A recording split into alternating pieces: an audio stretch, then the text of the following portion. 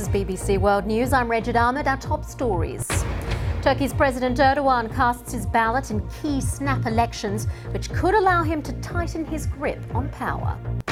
A charity rescuing migrants in the Mediterranean invites Italy's right-wing interior minister on board its ship after he described its passengers as human meat. Behind the wheel for the first time, women in Saudi Arabia enjoy their new freedom to drive after the kingdom lifted its controversial ban. I'm Lucy Hawkins, live in Moscow. England have literally just started their second World Cup game against Panama. We'll take you live to Panama City. We'll be in Newcastle as well with some fans. And I'll be speaking to an England football legend. Also in the programme, we meet the 10-year-old award-winning DJ who's making history in Ghana. DJing is my passion, but I want to be a gynecologist because I want to help women.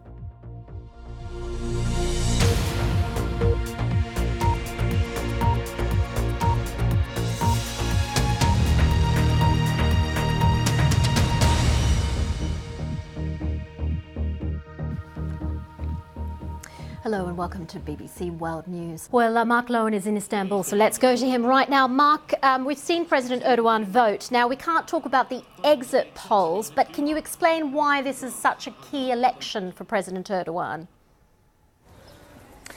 It's really a crucial election, Regid, because it would usher in a change to Turkey's political system if he wins, changing this country from a parliamentary to a presidential republic. Mark, you're in Istanbul. What does it feel like? What's the atmosphere? Are people nervous or joyous?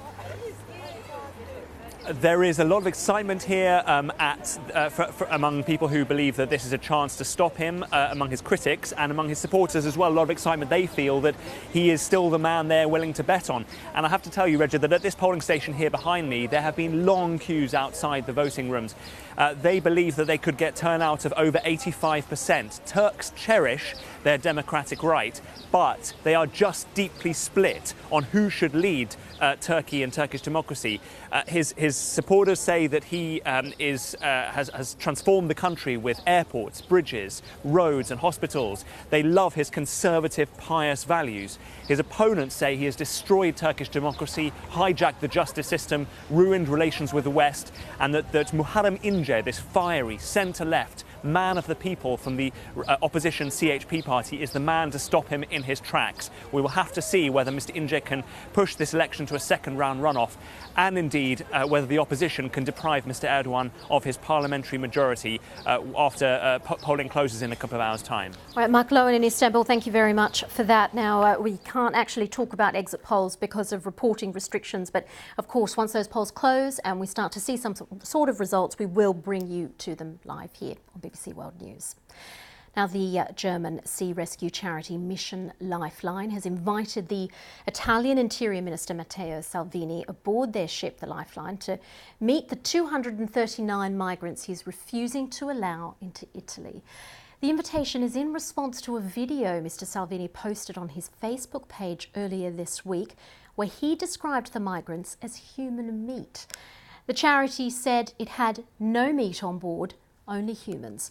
The move comes as the leaders of 17 European Union member states are meeting in Brussels to discuss migration. Well, let's cross live now to our correspondent Kevin Connolly in Brussels. Kevin, thank you very much for joining us. First of all, the language that Matteo Salvini is using is quite extraordinary.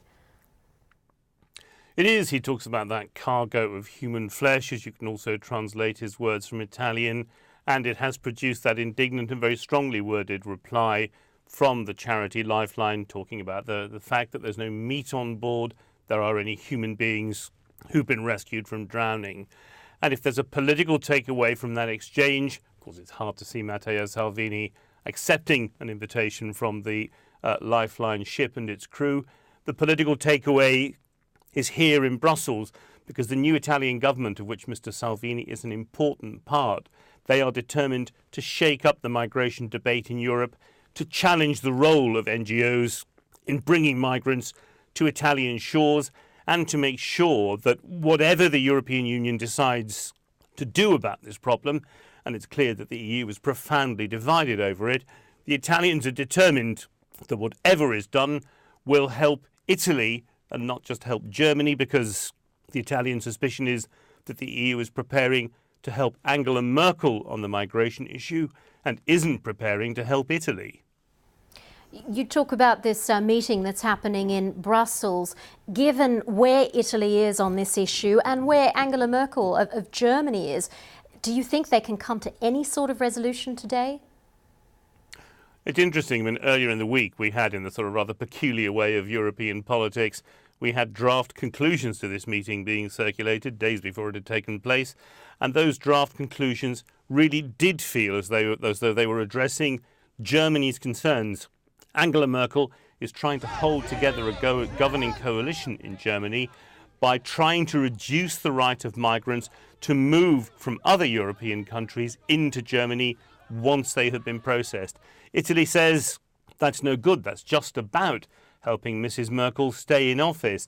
They say the problem is the numbers of migrants who've already arrived and who have not been reallocated out of Italy into other EU countries. And they say they want action not just to reallocate those people who are already here, but also to cut the numbers of people coming across the Mediterranean. So there are different priorities. And part of the problem is, of course, that this whole issue of migration is a great historical movement. It's not just about day-to-day politics. So for politicians to find an answer to this great surge of movement out of Africa and the Middle East into Europe in the last few years is extremely challenging. I'd say the chances of a resolution emerging today are pretty much zero.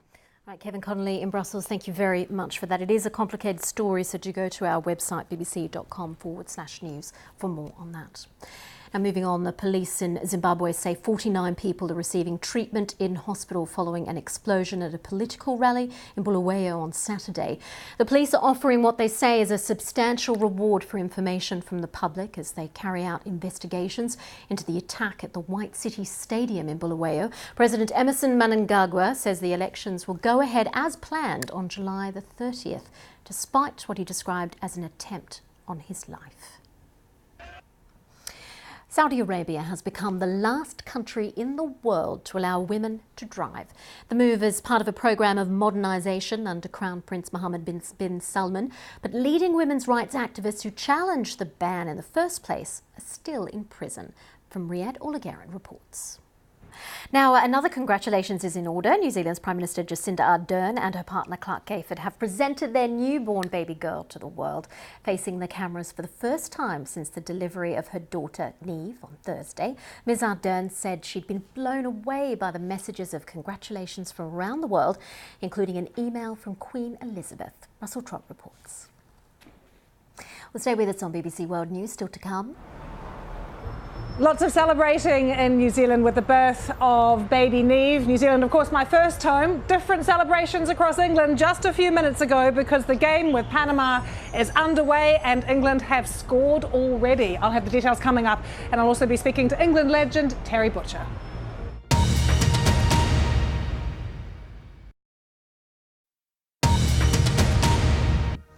This is BBC World News, the latest headlines. Snap presidential and parliamentary elections are taking place in Turkey, which could see Recep Tayyip Erdogan consolidate his power. A charity rescuing migrants in the Mediterranean has invited Italy's right-wing interior minister on board its ship after he described its passengers as human meat. Well, let's turn to the World Cup now. My colleague Lucy Hawkins is in Moscow for us. Lucy, I'm sure that England fans are really excited as that game gets underway. Game now well underway. Regid, welcome to Moscow. Yeah, we're 16 minutes in already, and there is already a goal from England. We're at 1-0. John Stones scoring. Fantastic header, actually, powered it into the box about 8 minutes in. So we're keeping a close eye on that game. The pubs and bars here in Moscow are full of people, lots of people supporting England, of course, but there is a small minority of Panamanian fans here in Moscow that I've been speaking to. They just love that England game. Of course, we've got some other games taking place today, including Japan versus Senegal. Both teams go into that match. They're confident after securing wins in their opening games, and Poland play Colombia. Regid. Lucy Hockings in Moscow, wonderful atmosphere there. Now, to the story of one Ghanaian 10-year-old schoolgirl. She juggles school, dancing, playing musical instruments and DJing. DJ Switch, as she calls herself, and she's the youngest ever winner at Ghana's annual DJ Awards. This is her story. An incredibly talented young girl. Well, much more coming up on BBC World News. See you soon.